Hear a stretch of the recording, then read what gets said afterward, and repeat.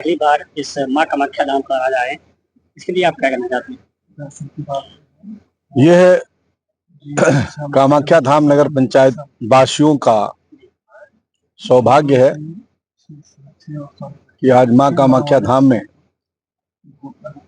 माँ भक्तों के आस्था के इस बड़े केंद्र पर प्रथम मुख्यमंत्री के रूप में पूज्य योगी जी महाराज जी ने दर्शन पूजन किया। प्रदेश वासियों के लोक कल्याण के लिए प्रार्थना किया और माँ कामाख्या धाम को और विकसित करने के लिए और अच्छा करने के लिए उन्होंने मंच से हमारी मांग को स्वीकृति भी दिया। ऐसे अवसर पर 378 करोड़ की रुदौली विधानसभा क्षेत्र की परियोजनाओं का लोकार्पण और शिलान्यास भी किया।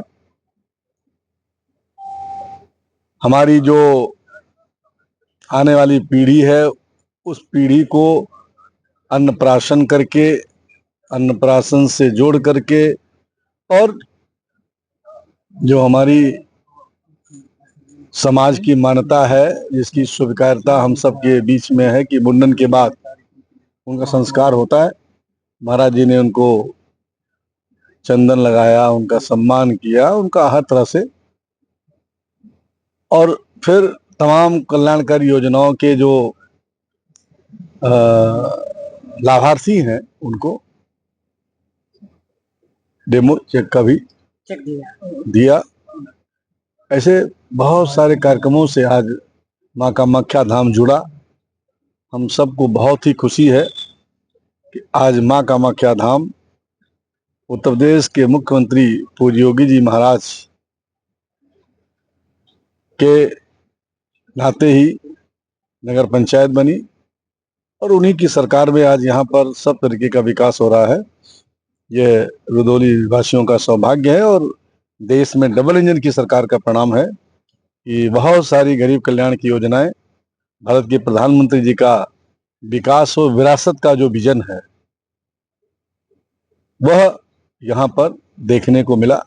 वीरांगना झलकारी बाई कोरी की मूर्ति का अनावरण हमारी विरासत को संरक्षित करने की तरफ संकेत देता है और तमाम तरीके की योजनाओं का लोकार्पण विकास को विरासत के साथ जोड़ने का संकेत देता है और यह निश्चित रूप से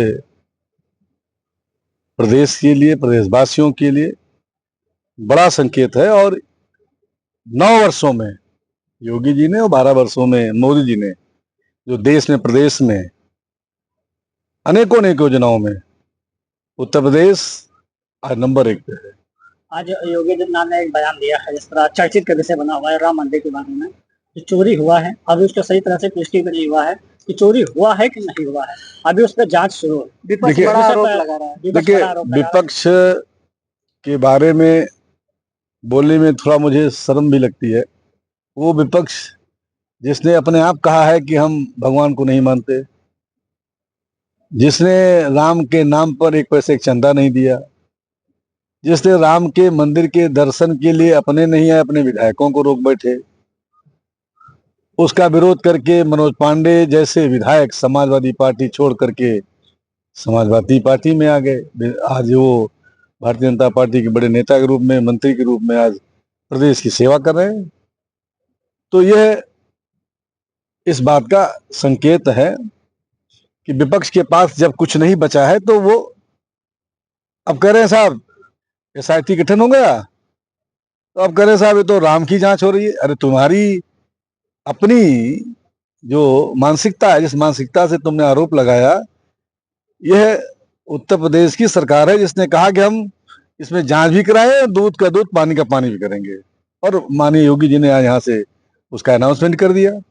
तो कम से कम मर्यादा में रह करके, थोड़ा जनता जनार्दन की भी मंशा समझ करके, राम भक्तों पर गोलियां चलाने वाले लोग, राम भक्तों का अपमान करने वाले लोग अब राम की बात कर रहे हैं।